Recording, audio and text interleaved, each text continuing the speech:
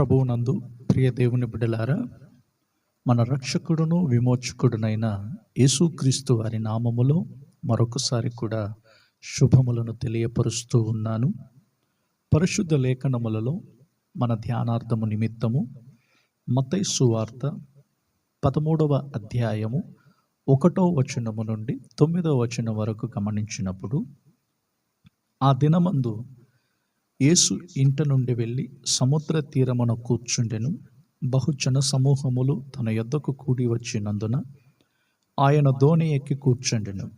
ఆ జనులందరూ ధరిని నిలిచి ఉండగా ఆయన వారిని చూచి చాలా సంగతులను ఉపమాన రీతిగా చెప్పాను. ఎట్లనగా, ఇదిగో విత్తువాడు విత్తుటకు బయలు వెళ్ళెను. వాడు విత్తుచుండగా కొన్ని విత్తనములు త్రోవ ప్రక్కన పడెను. పక్షులు వచ్చి వాటిని మృంగివేసెను. కొన్ని చాలా మన్ను లేని రాతి నేలను పడెను. అక్కడ మన్ను లోతుగా ఉండనందున అవి వెంటనే మొలిచును, గాని సూర్యుడు ఉదయించినప్పుడు అవి మాడి వేరు లేనందున ఎండిపోయెను. కొన్ని ముండ్ల పొదలలో పడెను. ముండ్ల పొదలు ఎదిగి వాటిని అణిచివేసెను. కొన్ని మంచి నేలను పడి, ఒకటి 100 ఒకటి 60 ఒకటి 30 ఫలించెను. చెవులు గలవాడు వినుగాక అని చెప్పాను. నా ప్రియ దేవుని జనమా, చదవబడిన వాక్య భాగములలో మన ప్రభు అయిన యేసుక్రీస్తు వారు విత్తువాను ఉపమానమును గురించి ఆయన బోధించుచూ వచ్చాడు.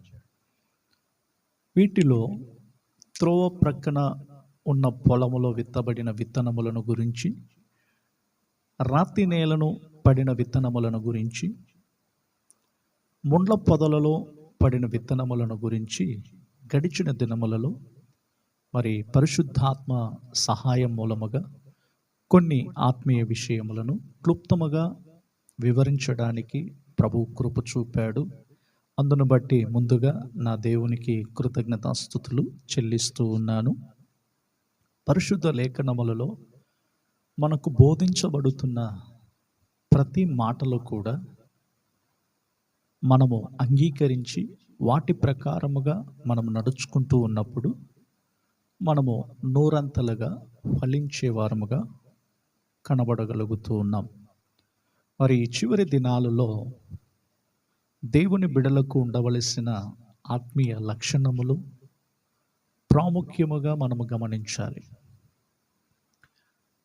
మనలో మంచి నేలను విత్తబడిన విత్తనములాగా, ఆ మంచి నేలను విత్తబడిన విత్తనములలో ఏ విధముగా ఫలించి అభివృద్ధి చెందాయో వాక్య భాగములలో గమనించబోతూ ఉన్నాం.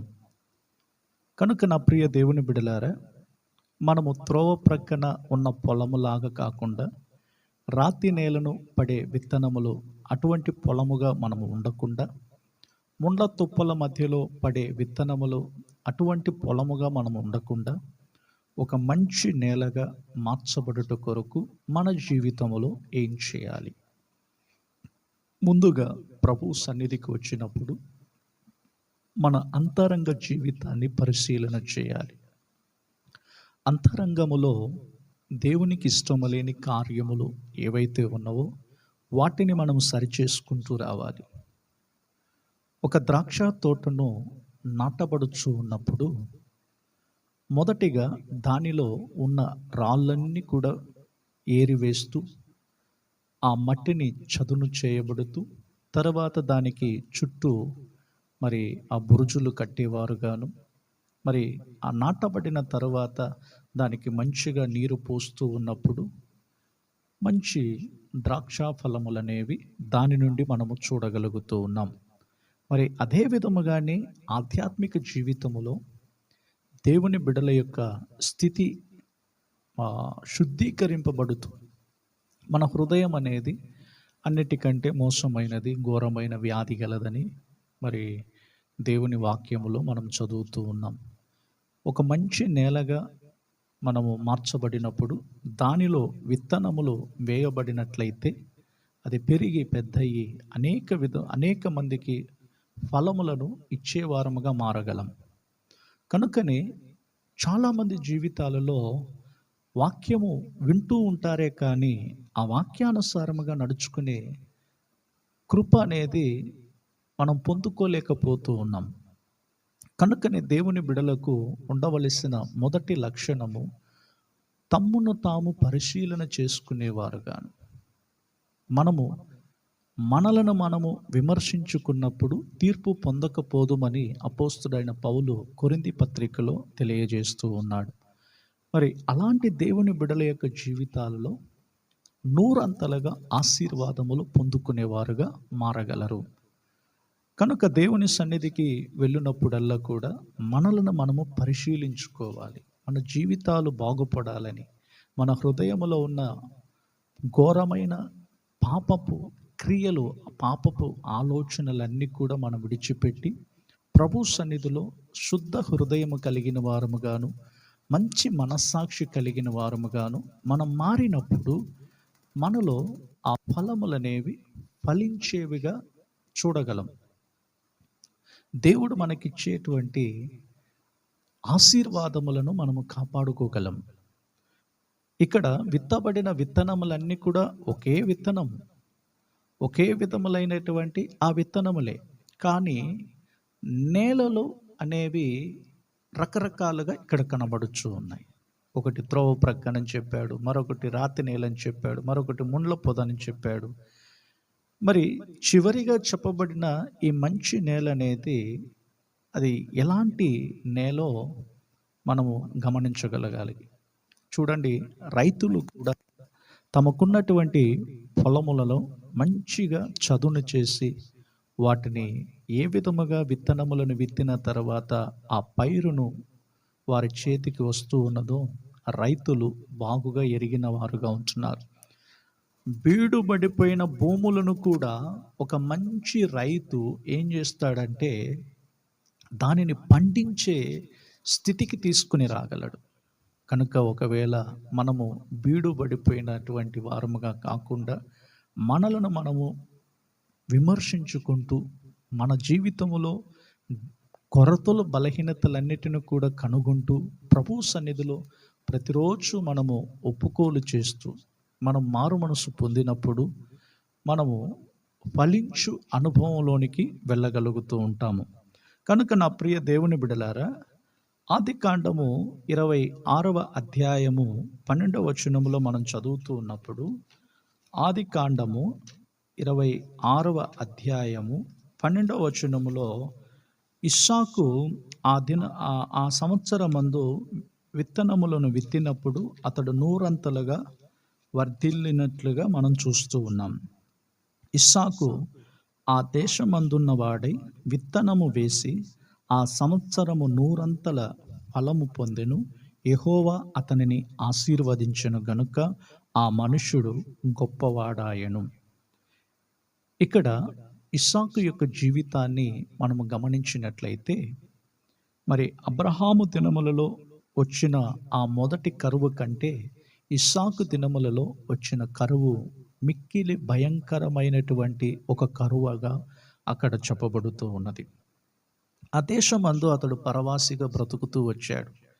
మరి ఆ కాలములో మరి ఇస్సాకు తన భార్యతో కూడా అక్కడ ఆ ప్రదేశంలో ఉన్నప్పుడు మరి అక్కడ జరుగుతున్న ఈ సంభవాలన్నీ కూడా 26వ అధ్యాయములో 11వ వచనం వరకు మనం చూసినట్లయితే అక్కడ గేరారులో ఆ ప్రాంతములో వచ్చిన ఆ కరువు నిమిత్తము దేవుడు అక్కడే ఉండమని చెప్పాడు.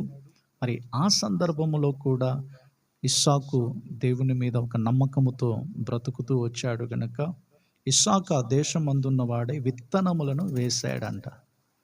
మరి దేవుడు మనలను ఏ స్థలములో మనలను ఉంచాడో ఆ స్థలమందు మనము ఉండి మరి దేవుని కొరకు ప్రయోజనపడే ఒక వ్యక్తులంగా మనం మారుతూ ఉన్నప్పుడు నిశ్చయముగా మనము నూరంతలుగా ఆశీర్వదింపబడే వారముగా ఉంటున్నాము. చూడండి, ఇస్సాకు ఆ దేశమందున్న వాడే విత్తనములను వేశాడు. ఆ సంవత్సరము నూరంతల ఫలము పొందినట్లుగా మనం చూస్తూ ఉన్నాం. యెహోవా అతనిని ఆశీర్వదించాడంట. దేవుని వాక్యం అనేది మన హృదయములలో విత్తబడుటకు చోటివ్వాలి. ఒక మంచి నేలగా మనము మార్చబడాలి. రాతి నేలగాను, ముండ్ల తుప్పలుగాను, త్రోవ ప్రక్కనున్న పొలములుగాను మనము అలా ఉన్నట్లయితే ఎలా మనము ఆశీర్వదింపబడగలము? నా ప్రియ దేవుని బిడలారా, ఈ నా మాటలు వింటున్న మీ జీవితాలలో ఒకవేళ దేవునికి ఇష్టం లేని కార్యములు ఏవైనా ఉన్నట్లయితే ఇప్పుడే వాటిని సరిచేసుకోవడానికి మనము ప్రయత్నించాలి. మనం శుద్ధీకరించుకోవాలి. మనలను మనం పరిశుద్ధపరుచుకోవాలి. మనలను మనం విమర్శించుకోవాలి. ఎదుటివాడు ఆశీర్వదింపబడుతున్నాడు, నేనెందుకు ఆశీర్వదింపబడట్లేదని చెప్పే అటువంటి మనసు మనలో లేకుండా మన హృదయాన్ని దేవునికి అప్పగించి చూసినప్పుడు నిశ్చయముగా దేవుడు మనలను ఆశీర్వదించువాడై ఉన్నాడు. ఏ విధముగా ఆయన మనలను ఆశీర్వదించగలడు? కనుకనే కీర్తనాకారుడు 67వ కీర్తన 6వ వచనములో మనం చదువుతున్నాము. అప్పుడు భూమి మీద దాని ఫలమునిచ్చును, మా దేవుడు మమ్మను ఆశీర్వదించును అని చెప్పాడు. పై వచనములో మనం చదువుతున్నాం, దేవా ప్రజలు నిన్ను స్తుతించుదురుగాక, ప్రజలందరూ నిన్ను స్తుతించుదురుగాక అని అంటున్నాడు. అప్పుడు భూమి మీద దాని ఫలమునిచ్చును, మా దేవుడు మమ్మను ఆశీర్వదించును. ఒకటి మాత్రం మనము గుర్తుంచుకోవాలి, అదేంటంటే మనము దేవుణ్ణి స్తుతించడం ప్రారంభించినప్పుడు మన జీవితంలో ఉన్న ప్రతికూల కార్యములన్నీ కూడా ఆయన మార్చగలడు. మెట్టగా ఉన్న స్థలములన్నిటిని కూడా ఆయన సరళము చేయగలడు. నా ప్రియ దేవుని బిడలారా, మరి చదవబడిన ఈ విత్తువాని ఉపమానములో మనం నేర్చుకునే ఆత్మీయ సత్యములు ఏమిటంటే, మన హృదయం అనేది దేవునికి ఇష్టమైనటువంటి ఒక హృదయముగా మారాలి. మన హృదయములో ఎటువంటి కలవరములో అలజడిలో లేకుండా మన హృదయాన్ని దేవునికి మనం అప్పగించినప్పుడు ఖచ్చితముగా దేవుడు వాటిని ఆశీర్వదిస్తాడు. మనము ఉన్న చోటనే దేవుడు మనలను ఆశీర్వదించడు.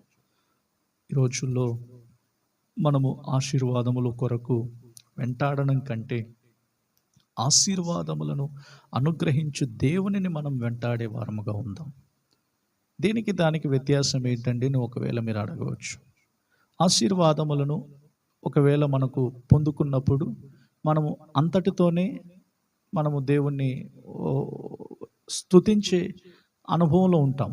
కానీ ఆ ఆశీర్వాదముల తర్వాత మరలా కష్టాలు మనకు మొదలైనప్పుడు మరలా దేవుని విడిచిపెట్టే వారముగా ఉంటున్నాం. కనుక నా ప్రియ దేవుని జనమా, మనము అలా కాకుండా దేవునిని మనం వెంబడించే వారముగా ఉండాలి.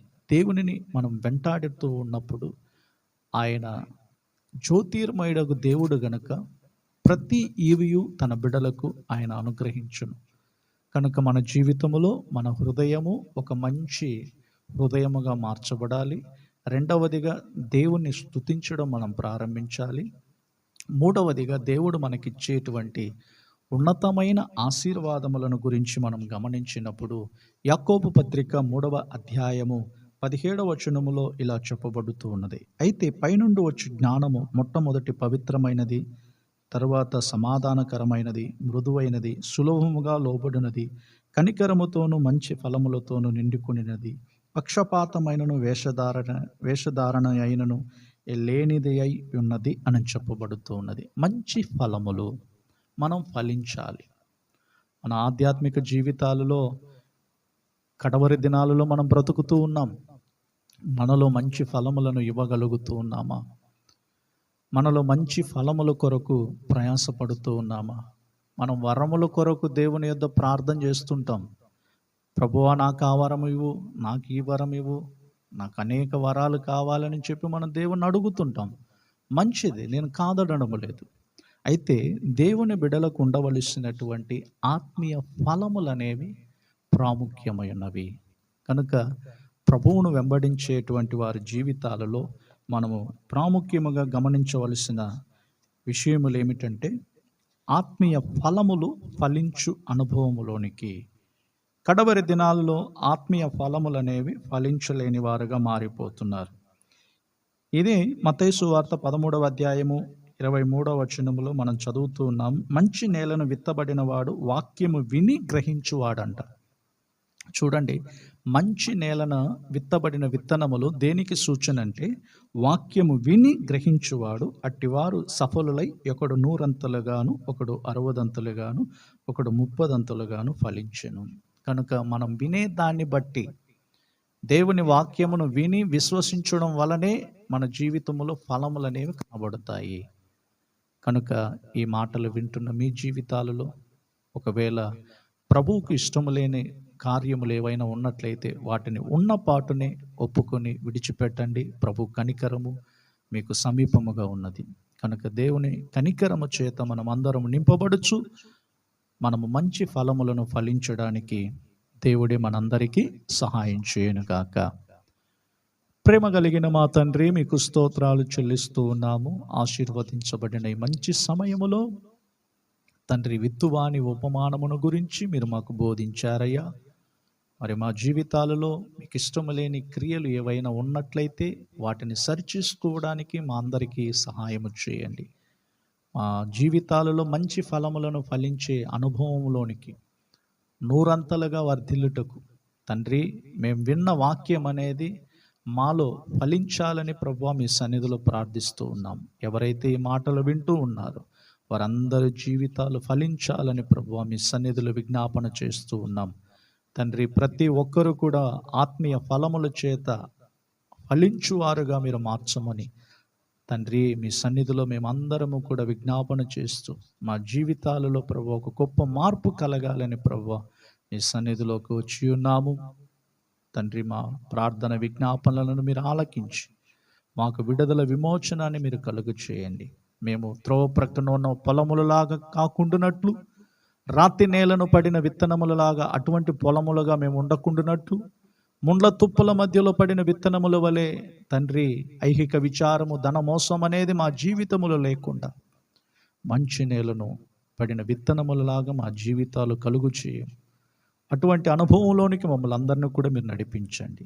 సహాయము చేసి మీ రాకడకు సిద్ధపరచండి. మీ రాజ్యములో మేము మీతో పాటు కనబడినట్లు సహాయము చేయమని యేసుక్రీస్తు వారి నామములో ప్రార్థించుచున్నాము తండ్రి, ఆమేన్. కనుక నా ప్రియ దేవుని బిడ్డలారా, ఆత్మీయ వర్తమానములను వినండి, ఆధ్యాత్మిక జీవితములో బలం పొందండి. మరి ప్రభు రాకడకు సిద్ధపడండి. మరి వీలు పడితే ఇతరులకు కూడా ఈ వర్తమానములను అందించగలరని ప్రభువు పేరట మీకు మనవి చేస్తూ ఉన్నాము. Praise the Lord. ప్రభువు మిమ్మల్ని దీవించి ఆశీర్వదించునుగాక.